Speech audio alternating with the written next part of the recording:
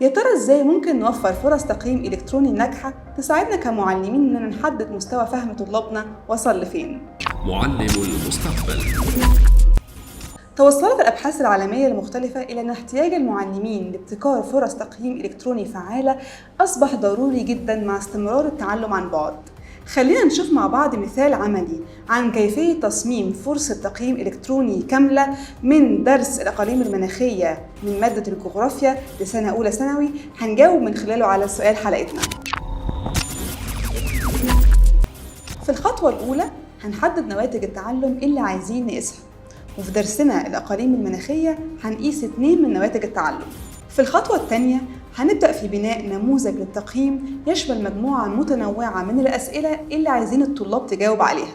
في الخطوة الثالثة هنحدد طريقة التقييم الإلكتروني اللي هتسهل على الطلاب إجابة الأسئلة في الوقت والمكان المناسب، وكمان هتعزز من التفاعل بينهم وبين بعض من خلال وضعهم في سياقات مختلفة ومتنوعة.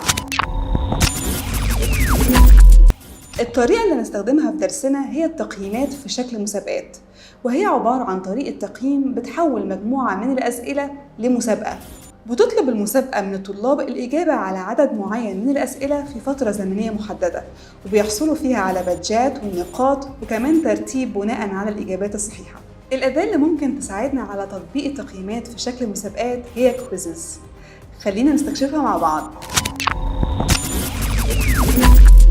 كويزز هي عبارة عن أداة تقييم بتسمح لنا وللطلاب ابتكار تجارب تعليمية تفاعلية ومشاركتها مع بعض في شكل اختبار مباشر أو كواجب منزلي. بعد التسجيل في الأداة كمعلم بنبدأ بالتجهيز للتقييم الخاص بمادة تخصصنا، وبنختار بين مجموعة متنوعة من الأسئلة زي أسئلة الاختيار من متعدد لكتابة أسئلتنا على الأداة. ده شكل اختبار درس الأقاليم المناخية بعد انتهائي من إعداده على كويزز. أقدر أتصفحه من مكتبتي الخاصة وبيكون ظاهر كل الأسئلة بأنواعها، والوقت المخصص لكل سؤال إلى جانب الصور اللي تم إضافتها. السؤال اللي ظاهر قدامنا هو سؤال اختيار من متعدد، وبيوضح جزء من خريطة مصر وبيقول: يمتد إلى الجنوب من إقليم البحر المتوسط حتى دائرة مدينة المنيا، ويقل متوسط درجة الحرارة به عن إقليم البحر المتوسط. الإجابة الصحيحة أقدر أظهرها وهي الإقليم الشبه الصحراوي. السؤال التالي بيقول: أي من الصور يعبر عن الإقليم الصحراوي؟ وده سؤال تشيك بوكس بيمكن الطلاب من اختيار أكتر من إجابة صحيحة. وفي أنواع أسئلة أخرى زي الأسئلة المفتوحة وأسئلة أكمل الجمل وغيرها.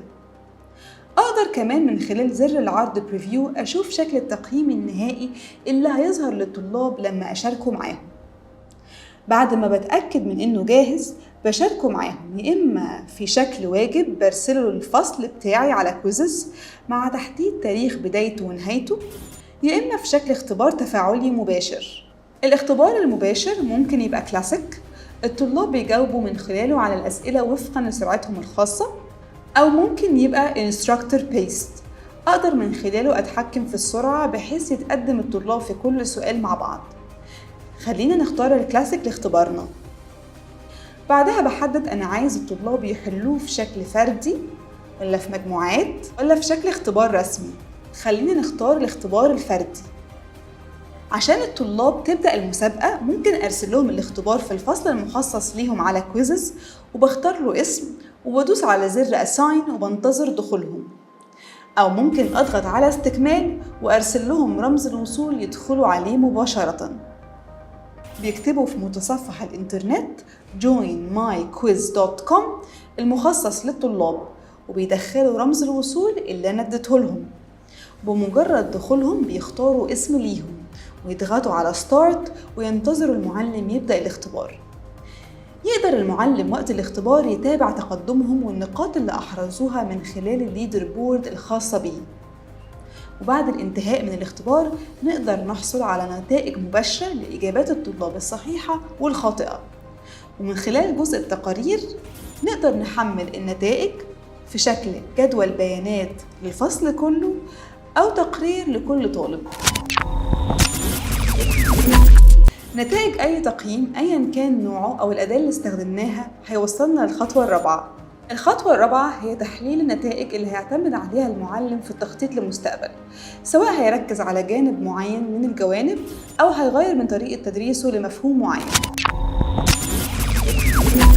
وبكده احنا استكشفنا التقييم في شكل مسابقات باستخدام كويزز. حابة أفكركم إن دي مش طريقة التقييم الوحيدة اللي ممكن نستخدمها، وإن في العديد من طرق التقييم الإلكتروني اللي بتحقق نفس الهدف وبتقدمها منصات تانية كتير زي منصة كيالو اللي شفناها في الحلقة اللي فاتت. إلى جانب إن اختيارنا لأفضل طريقة بيتم بناء على أهداف التقييم ونواتج التعلم. المطلوب منكم في الحلقة دي هو ابتكار نموذج تقييم إلكتروني من مادة تخصصكم زي المثال اللي شفناه باستخدام كويزز. شاركوا معانا في التعليقات صورة أو سكرين شوت من الاختبار بعد إعداده.